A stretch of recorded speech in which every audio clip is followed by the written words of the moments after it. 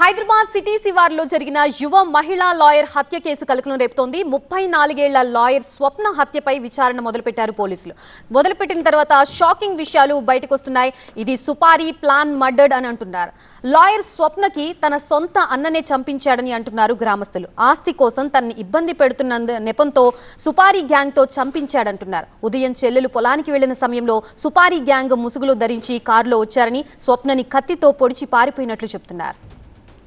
స్వప్నకి తన అన్నకి మధ్య 3 ఏళ్ల నుంచి ఆస్తి విషయంలో గొడవలు ఉన్నాయని, గతంలో 2 సార్లు స్వప్నని యాక్సిడెంట్ చేసి చంపాలని చూశాడని చెప్తున్నారు. మరింత సమాచారం మా ప్రిన్సిపల్ కరెస్పాండెంట్ జ్యోతి అందిస్తారు. హత్యగల కారణాలేంటి?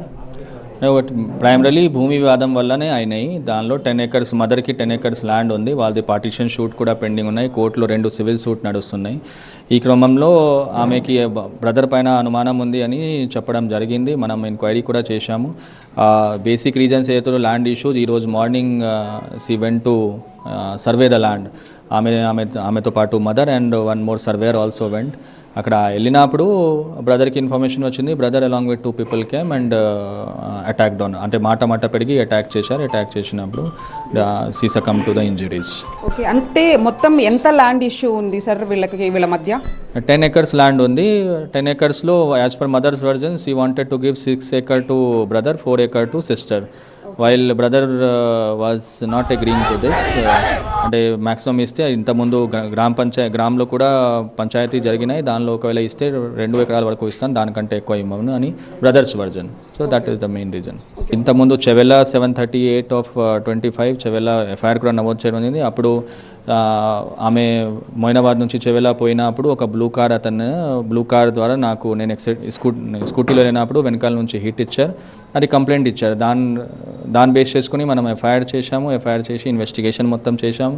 మనం సిడిఆర్స్ అన్ని తీసాము. అట్లాగే CCTV ఫుటేజ్ కలెక్ట్ చేసాము. ఆ బ్లూ కార్ వెహికల్ ఎవరుతున్నారో ఆయన కూడా తీసుకువచ్చాము.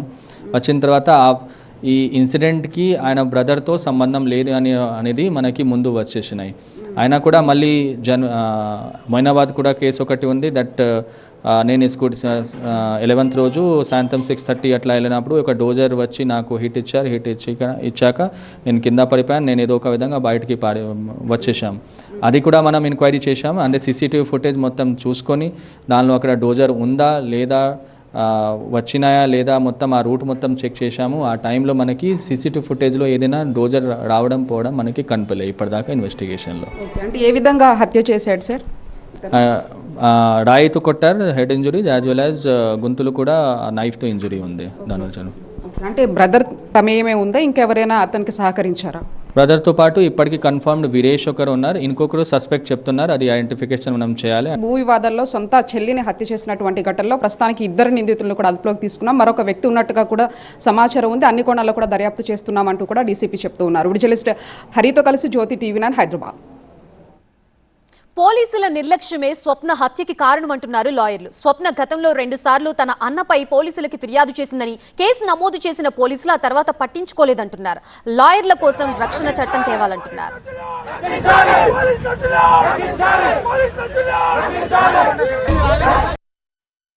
ఏదైతే నిరంతరం న్యాయవాదులు కక్షిదారుల న్యాయం కొరకే పోరాడతారు కాబట్టి వాళ్ళ మీదనే హత్య జరిగితే మరి ఈ సమాజంలో న్యాయం ఏ విధంగా లభిస్తుంది అని చెప్పి మేము గత కొంతకాలంగా పోరాడుతూ ఉన్నాం. గతంలో మేమంతా పాదయాత్ర కూడా చేపట్టినాం.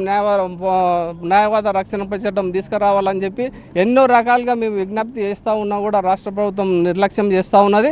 ఈరోజు ఈ స్వప్న హత్య విషయం భవిష్యత్తులో ఇంకొక హత్య కాకూడదు ఉండాలంటే న్యాయవాదులు, రాష్ట్రంలో ఉన్న న్యాయవాదులు అన్ని బార్ అసోసియేషన్లు కూడా ఏకీకృతమై మన లక్ష్యం 41 ఏదైతే మన లక్ష్యం న్యాయవాద రక్షణ చట్టం ఉందో దాన్ని ఇంప్లిమెంటేషన్ చేసే విధంగా పోరాడతాం. స్వప్న 3 సార్లు పోలీస్ స్టేషన్కి వచ్చి కంప్లైంట్లు ఇవ్వడం జరిగింది. నా మీద దాడి జరిగింది, నా మీద అటెంప్ట్ జరిగింది, నా ప్రాణానికి హాని ఉంది, నన్ను చంపే ప్రయత్నం చేస్తున్నారు, ఒకసారి బైకును ఢీకొట్టినారు, ఒకరోజేమో డోజర్ తోటి ఢీకొట్టినారు, ఒకరోజు నన్ను చేజ్ చేసినారు అనేటటువంటిది బహుశా స్వప్న ఒక 20 సార్లన్నా ఈ పోలీస్ స్టేషన్ చుట్టూ తిరిగినటువంటి ఒక సందర్భం. అంటే ఒక lady upcoming lawyer, you can understand that how much mental agony she has gone. Just she has propose to get her marry after a 1 month. ఒక నెల రోజులకు పెళ్లి పెట్టుకున్నటువంటి అమ్మాయి, ఎన్నో కలలు కన్నటువంటి అమ్మాయి పోలీస్ స్టేషన్కి వచ్చి సాక్షాత్తు డీసీపీతో నేను మాట్లాడుతున్నప్పుడు, గౌతమ్ డీసీపీతో మాట్లాడుతుంటే తనను కూడా కలిసింది. There is a serious threat to my life and my life would be in endanger if you do not provide the protection అని. అదే విషయం మేము న్యాయవాదులం అడిగాం.